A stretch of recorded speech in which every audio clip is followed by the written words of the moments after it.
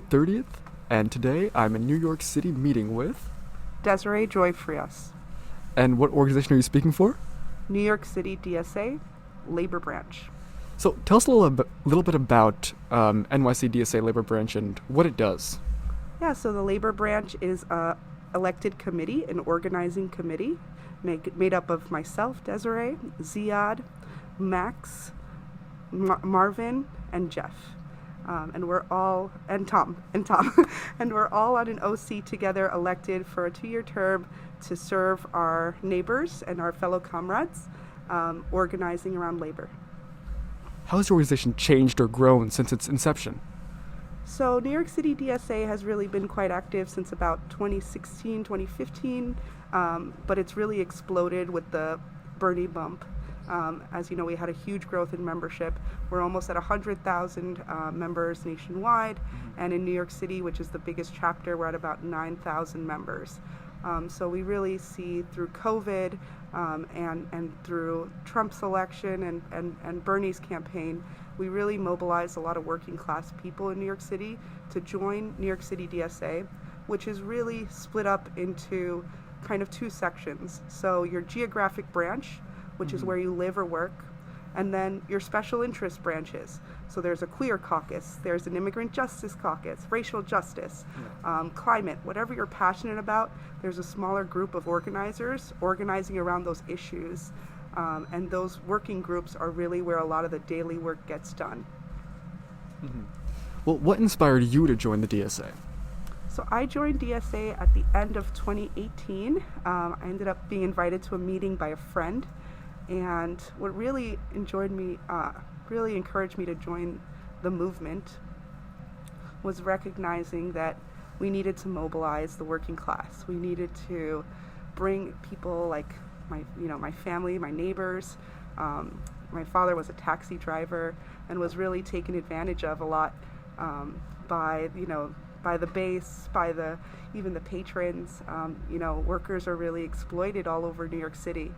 And New York City DSA is really an organizing home, a home to meet your neighbors, to organize alongside them for things that you're passionate about, and to make real change. So, in the past few years alone, we've not only sent elected officials to Congress, City Council, and the Assembly. Electoralism is important, but what I really love is our material on the ground wins. So that means supporting the Amazon labor union, supporting the taxi workers who recently won a huge fight against the Taxi and Limousine Commission for their medallions. A lot of taxi drivers were medallion debt. Right. And those kinds of working class wins, for me, matter more than even these kind of electoral wins. Because once we have an elected official in office, we can get bills passed and stuff. But those on the ground wins for labor change immediately the working conditions, the living conditions of, for example, the taxi driver, their family, and how they live their daily life. So you mentioned on the ground tactics. What kind of tactics or organizational strategies does DSA use to achieve their goals? So DSA Labor Branch is really focusing in 2023 on empowering the workers themselves. We really, as organizers, want to put ourselves out of a job. We want people to be organizing in every workplace, because all work is work. I think capitalism loves to devalue the work of the janitors, the drivers, the people who are unseen, the laundry workers. People who really keep this city moving, their work is devalued so that they can continue to be paid slave wages, to be mistreated and abused by their employers.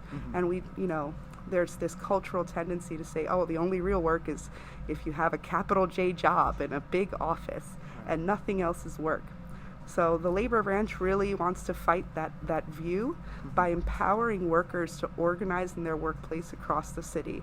So we want workers in laundromats to make collectives, nail salons, all restaurants. There's a group called Emergency Workplace Organizing Committee, EWOC, run by Wen, and they are a really great organization that hosts trainings and pairs organizers with workers that are looking to start unions in their jobs, Okay. in their workplaces. And these are workplaces that have never been unionized before and workers that have never organized before. So it's a big lift to really give them the skills and the empowerment around the law and around what their rights are.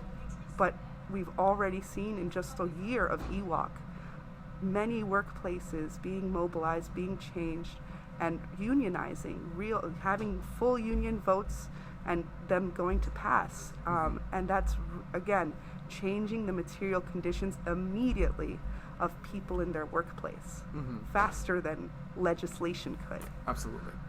Now, speaking about changing conditions in the workplace, how has the COVID pandemic kind of impacted the employment landscape of New York City? Well, COVID has been 3 years of trauma for all of us, whether people are still in denial about it or not. Obviously, the breadth of the trauma depends a lot on your socioeconomic condition, your disability status, a million factors. But what we really saw during the pandemic was further exploitation of workers. We saw our healthcare workers wearing trash bags.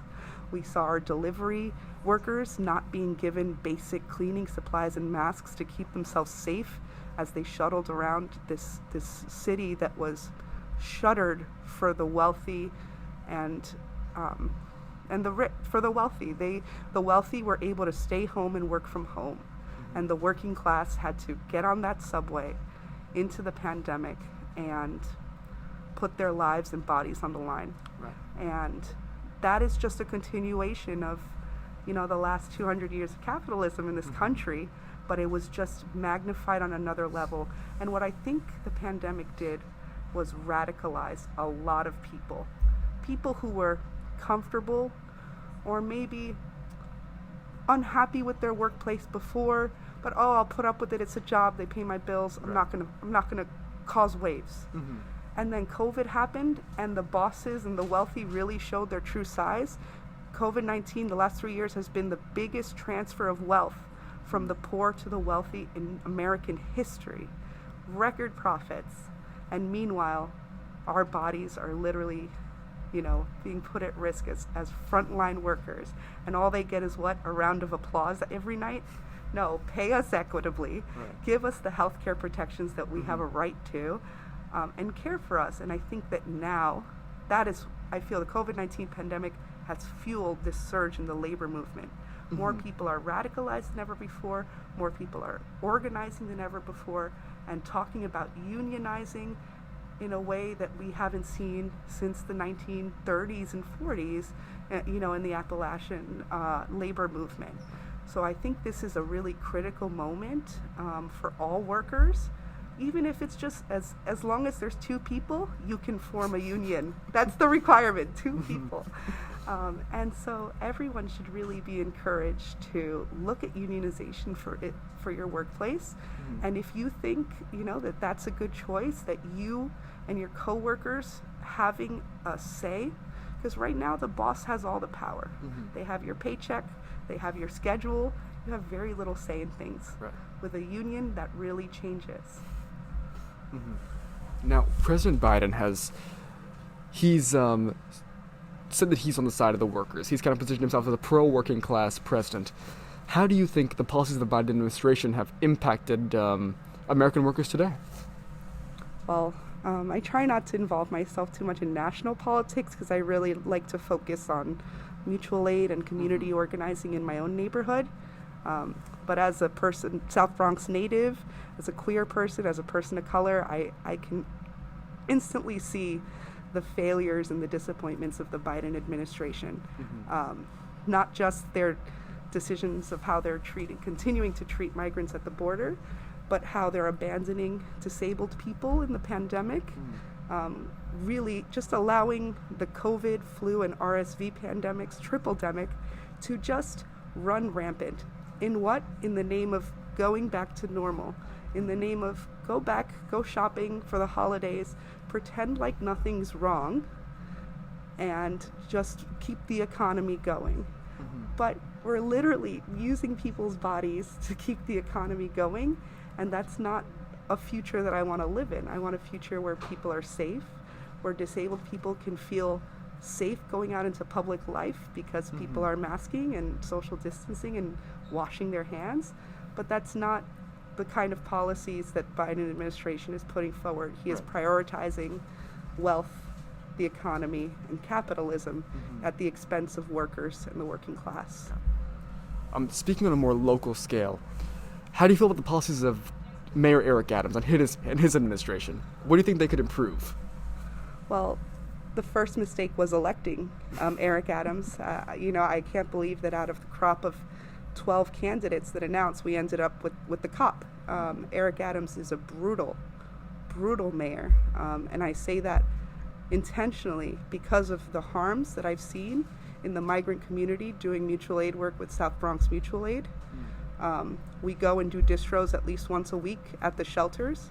We give coats to children who have no coats, shoes to migrants who are wearing flip-flops in the New York City winter. There are people with unattended medical needs. The shelters are at capacity, and Eric Adams is just on vacation in the Virgin Islands.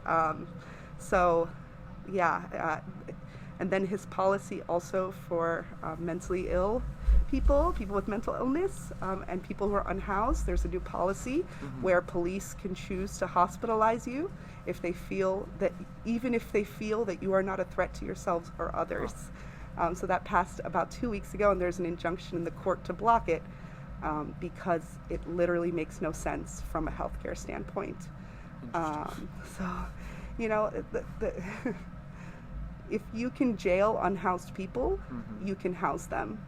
But that's not the goal. The brutality is the goal, is to continue to subjugate the working class, to keep them poor, to keep them unhoused, to keep them, these migrants, to keep them in these hotels until they change their mind and they go somewhere else. That's not the way New York should be. I know it's about the working class, but migrants are workers too. Migrants he said, it's a migrant crisis. We've had migrants coming to the city for the last 200 years. That's not a crisis. This is not new. This is how this city was founded. Disappointment doesn't even begin to cover it. I really think that he needs to be removed from office and have someone put in place that can actually pass comprehensive policy changes to protect the working class. Now, looking at the future of New York and the future of the country as a whole, what do you think a successful socialism would look like? Yeah, what do I dream of at night? It's definitely not labor. I dream of a socialist future. I dream of a socialist future for my child, where they can live unimpeded by, the harms of capitalism, where they don't have to slave away in a hot kitchen like I have. I've worked back of house, front of house, I've bartended, I've worked, 3-4 jobs sometimes during grad school just to make ends meet, and, that kind of suffering, that physical toll. I think a socialist future is one where workers have the power, workers have adequate working conditions, workers can really, go to a job and have a positive experience. Our healthcare workers are striking and are signing strike authorization votes right now. And on TikTok, you can watch every single vote. They film the TikTok. Why are you going on strike? These nurses in one of the richest hospital systems in the city are talking about working conditions that sound like they're from another planet.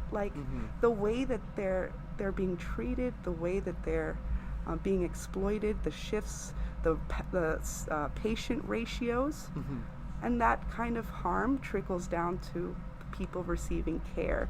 You can't expect the nurse to adequately care for 40 patients at one time on a floor. Right. That's not reasonable. And why do they do that? Because they refuse to pay adequately. They refuse to staff adequately, just for the sake of maximizing profits and giving $12 million a year to the president of New York Presbyterian. So, what's a future that I dream of? One where people are free from exploitation, the workers have the power and the skills to use that power to improve their working conditions, and can just go to work and then go home, because our lives are not meant for work. Our lives are meant for community, for family, for friends, for being together, for the other time but work. Work is a means to an end, and you can get fulfillment from it, of course. But for me, I really feel that life is everything else. All right. Now, as we end this interview, what do you see as the future of NYC-DSA labor? Where do you see it going as we continue? Yeah, I'm really excited for the labor movement as a whole in 2023 and NYC-DSA's role in it. I know that we are planning to gear up support. We already supported in the last year the New York Times strike, the New School strike, strikes, the Amazon labor union. I'm like trying to think of the last 12 months. Before that, the Hunts Point strike in January 2021.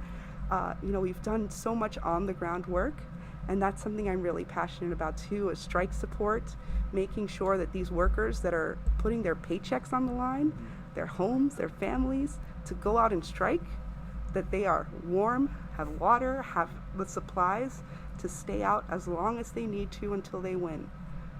Because these contracts, so as executive director of AUP-AFT at Delphi, I have seen what contract negotiations look like, and it is very, very hard. You are fighting management who has the pot of money, and you're asking for some of it, but they have the purse strings, and you have to fight for every single dime.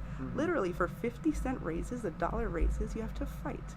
And I think, as people who aren't striking, it's our responsibility to support people who are, to stand alongside them on the picket line, to Venmo money to their strike support fund, to bring them pizza and water, and whatever they need to stay out on the line, because that really makes a big difference. I mean, look at what the threat of the strike did with the railroad union that would shut down the country. That helped bring about their win. So if we all go on strike, if we all stand up to our bosses, if we all unionize, who can stop us? And New York City DSA Labor Branch hopes to support the workers through socials, through trainings, through strike support, in a multifaceted ways, just to make sure that we can all stand together. All right. Well, thank you so much. Thank you.